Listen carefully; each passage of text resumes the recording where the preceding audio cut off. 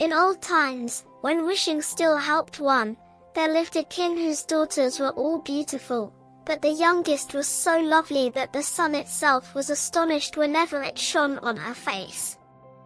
Near the king's castle lay a great dark forest, and under an old lime tree stood a well.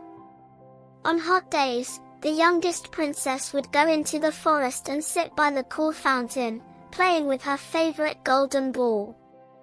One day, while tossing it high, the ball slipped from her hand, rolled into the well, and sank deep out of sight. The princess began to cry bitterly. A voice called, "What ails you, king's daughter? You weep so that even a stone would pity you." She looked and saw an ugly frog stretching its thick head from the water. "I weep for my golden ball that fell into the well," she said. "Be quiet," answered the frog. "I can fetch it, but what will you give me?" "Whatever you want, my clothes, pearls, jewels, even my golden crown," she replied. "I care not for those," said the frog. "But if you will love me and let me be your companion, sit with you at table, eat from your plate, drink from your cup, and sleep in your bed, then I will bring it up." The princess promised, thinking a silly water frog could never leave the well. The frog dived, soon returned with the ball in his mouth, and tossed it onto the grass. Delighted, the princess grabbed it and ran home, forgetting her promise.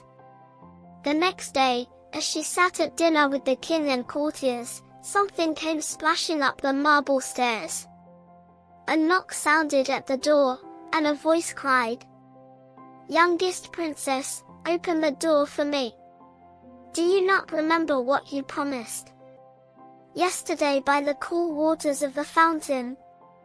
Terrified, she told her father it was a disgusting frog.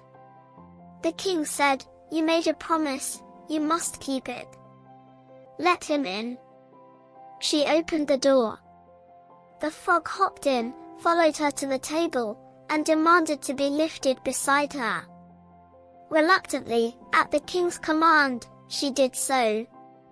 Then he asked to eat from her golden plate. She obeyed, though every bite nearly choked her. After eating, the frog said, "I am tired. Carry me to your room and let me sleep in your little bed." The princess wept, afraid to touch the cold creature. But the king grew angry. He who helped you in need must not now be despised. So she carried the frog upstairs and set him in a corner. When she lay in bed, he crept closer and said, "Lift me up, or I will tell your father." Furious, she seized him and hurled him against the wall with all her strength. "Now be quiet, odious frog," she cried. But when he fell, he was no longer a frog, but a handsome king's son with kind eyes. A wicked witch had bewitched him, and only the princess could free him. By her father's will, he became her dear companion and husband. He told her they would go together to his kingdom the next day. In the morning, a carriage arrived drawn by 8 white horses with ostrich feathers and golden harness. Faithful Henry, the young king's servant, stood behind. When his master was turned into a frog, Henry had bound his heart with 3 iron bands to keep it from breaking with grief.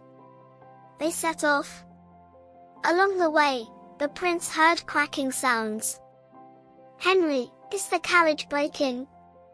"No, master," Henry replied each time.